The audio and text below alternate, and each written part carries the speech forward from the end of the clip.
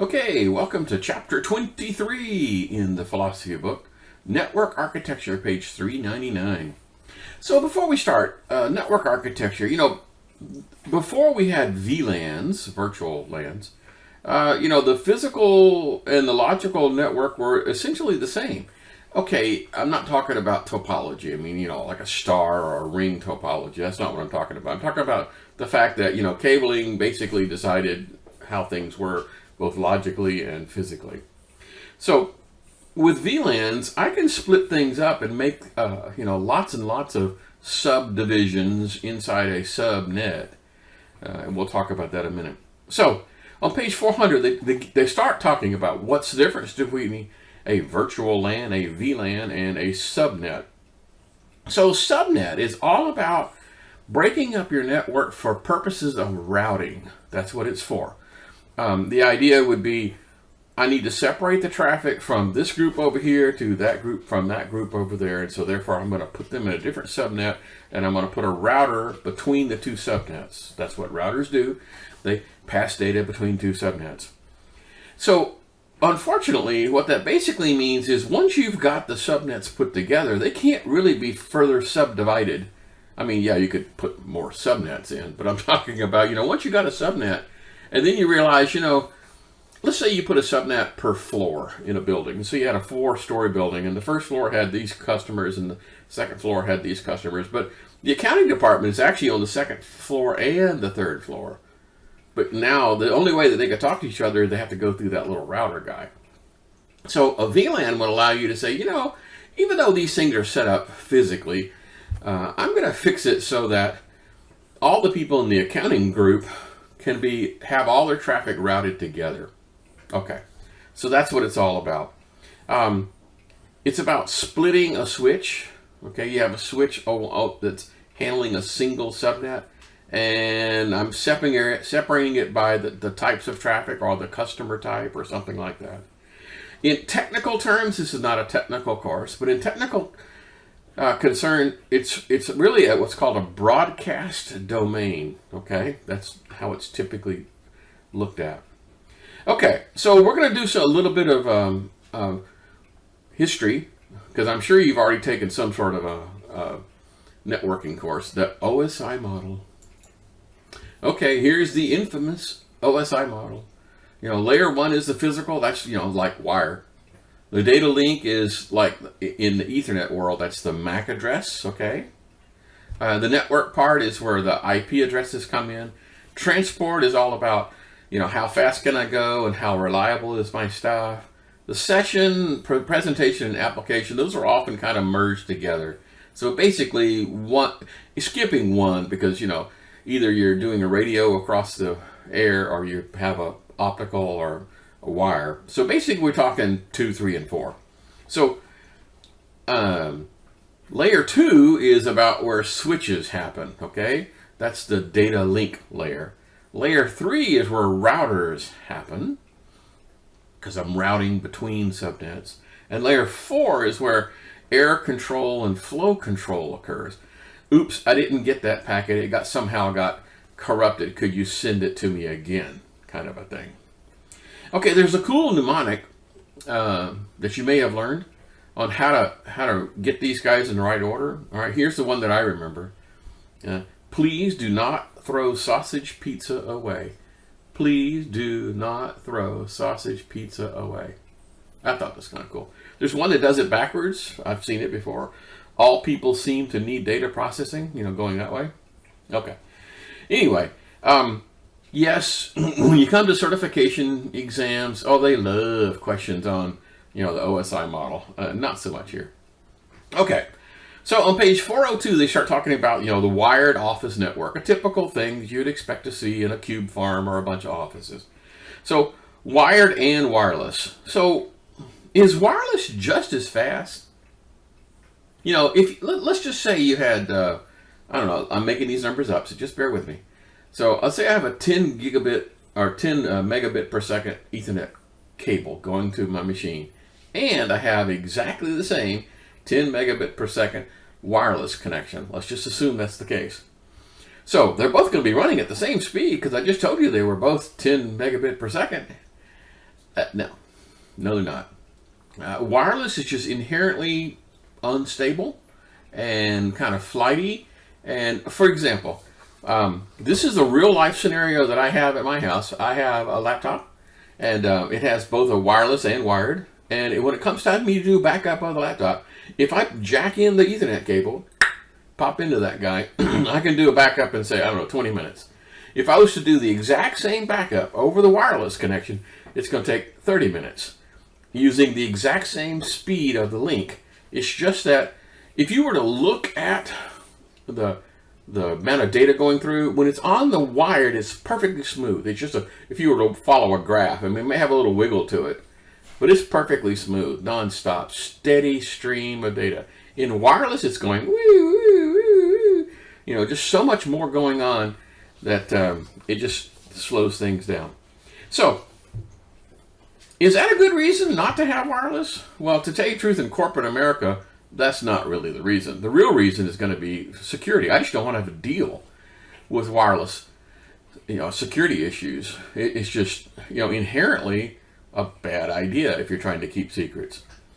So, what are the reasons for using wireless? Well, if I'm mobile, let's say I've got a little handheld doodad, that I'm using for, I don't know, checking inventory, checking barcodes, a little barcode reader. Doot, doot, doot, doot, doot. Well, obviously I need wireless there, but, I can't carry a spool of Ethernet cable over my shoulder. But, in a cube farm or an office setup, no, probably not, because you have the opportunity to have network drops into the office. Okay, so the physical infrastructure, and we're talking wired now, that's what this chapter is about, or the section's about. So we're talking about wires and plugs and patch panels and all those things. They're kind of expensive, right? Kind of, sort of. Believe it or not, when it comes time for you to contract a company to run the wires, Ethernet typically, depending, most Ethernet has a limit of 100 meters, okay, so 328 feet. And so when you contract with somebody to install, they're going to charge you a cost per drop. In other words, they're not charging you for okay, it's so many dollars, so many cents per foot for the cable, and here's how much for the labor, and here's how much for the little connectors, and here's how much for testing and terminating the thing, make sure it's right. No. They've done this for a living, okay? It's the cost per drop. If you want 3 drops over here, it's going to be whatever that value is times 3. If you want 100 into your come in and install 100 of these guys, it's 100 times whatever the flat rate is. That's just the way they do it nowadays. Okay. So there's a thing called an intermediate distribution frame, an IDF. Okay. So the idea is you'd have, in a floor, or maybe a section of a floor, like the east wing of would all have all the wires, because remember, they all have to be less than 100 meters. So if you have a large building, you could have 2 intermediate frames per floor, because, 100 meters over here and a 100-meter circle on this side. And so here's a question. When it comes time to run these guys, do you leave extra cables? I mean, do you just kind of, hey, run me some extra cables, but don't bother to terminate them. We could come do that later. Remember I just told you it's the cost per drop? So no, go ahead and get everything terminated. Get everything tested. Have everything operational. So if you needed a spare one, you could just jack in. Okay, make sense? So this probably was called a main distribution frame, an MDF. In most scenarios in a small business, the MDF is in the server room. So the server room may not be using Ethernet. They may probably going to be using fiber optic cable. So the MDF goes up from let's say your server room is on the first floor, goes up to the 3rd floor, and, well, 2 of them. One goes up to the east side and one goes up to the west side, right? Okay. And so the IDFs are copper, and the MDFs are optical, because optical can exceed the 100-meter limit. Okay, good. Hey, just trivial pursuit, guys. Just for a minute. I want to make sure you understand this. What's the reason for the 100-meter limit for copper-based Ethernet? Is it signal attenuation? Is it crosstalk? Is it, interference? No. It's timing. The way the Ethernet standard was written, I send you a packet and then I wait so many milliseconds for you to respond. And if you do not respond in that amount of time, then I'm going to assume that you didn't get it. I'm going to send it to you again. So let's say you ran a instead of 1 meter, 100 meter, this one you ran a 300 meter cable. Okay? When I send you a packet, the time it takes for the signal to get there and for you to generate a response and send it back exceeds the amount of time I'm supposed to wait. And so when you do that, I'm going to say, I didn't get that. You're not going to hear me. It's going to say, I got it. And you're going to say, I didn't hear you. So I'm going to send the packet over a second time. So basically it's going to double. Every single packet gets sent twice because it can't respond fast enough. And we're talking physics and the speed of light. Okay? Right, it's not signal attenuation. It's timing. Okay, now, back on topic. Forgive me. All right. So the logical design on page 403. So a rule of thumb is about 100 users per segment. Okay, that's rough. That's not exactly what the book says, but that in modern terms, you don't want to override that intermediate frame guy, okay? The IDF.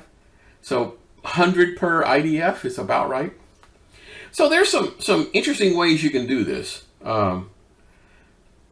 If I want to break these guys up into a VLAN, and we're not going to do that, but we're going to talk about it. There's a couple ways you could do it. One big pool basically means, subnet. Okay, we're done. The other one could be like a floor plan. Like each area, each office suite or area could get their own little chunk. One could be by security, because this is the lab over here, and it has to have a slightly different security setup than this one. For example, at the university we have, a security lab, and the security lab has different setup. They are completely isolated from the rest of the network because, we're running with viruses and stuff in there. We don't want anything to escape. That'd be a good reason to separate that out. Stability. Maybe you have like a temporary network. I just want to fire up a temporary network. It's only going to be for a couple of weeks. Well, clearly I don't want to do that in the physical realm. I'd do that with a VLAN, wouldn't you? Kind of makes sense. And then function. It could be like, it could be, this is the accounting department over here, and this is engineering, here's the salespeople. That'd be one way of doing it. Or maybe it's by trusted and untrusted. For example, I trust all these things over here, but this wireless network over here, I'm not going to trust at all. Okay. Again, kind of sort of like our labs where we don't trust the stuff going on inside the security lab. Okay. So there's some really cool myths about VLANs on page 404. One is that the whole concept of a VLAN is kind of weird. They're just going to provide security. A VLAN?